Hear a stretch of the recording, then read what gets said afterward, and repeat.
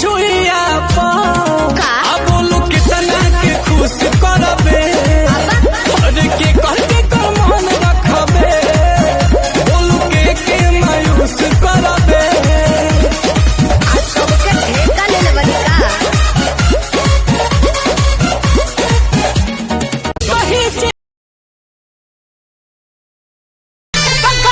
बाकी दोसरा के दिले ना जांच करा लो ओठ से फाट जाए चोली हो लागता कि फाट जाए चोली हो कई गर्मी बरसात और सर्दी में कैला हमरा से हम जल्दी जल्दी लेके आजा हमरा लागता कि फाट जाए चोली हो जब देखा करते रहता तेरी माँ का भरोसा और डेंटिस्ट का सुझाया कोलगेट। फाट जाए चोली हो लागता कि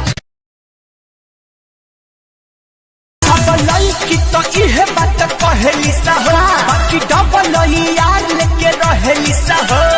लभ के पढ़ाई में फेल नहीं खूब गारंटी बाकी दोसरा के दिले ना जांच करा लो ओठ से होई जेबे गज जब हाथ से पूछ करबे एक ही चीज हुइया बोलू कितना के खुश करबे हर के ठीक है लव करके भागे हैं घर से बिहार लौट से मन तो अंदर के झांकी तेरी गल्लाएं होगी मशहूर करना कभी तू मुझे नजरों से दूर के दोसरा के दिले ना ऐसे मत बोलो ओठ से सटा के चुमन के फूलो जवनिया वनिया से फूलो जवन नया महसूस करबे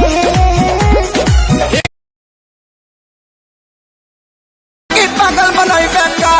तोरा देह में चुमुक लागल छुआ के पागल बनाई बेटा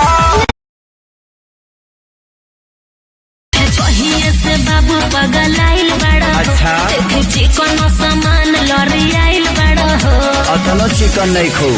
जानो ताली तू फसाइले मजाल में अरे जिंदा मन कर हम उठाई तमिल खाती चली जाई हठाताल में हो चाचा चोची के माल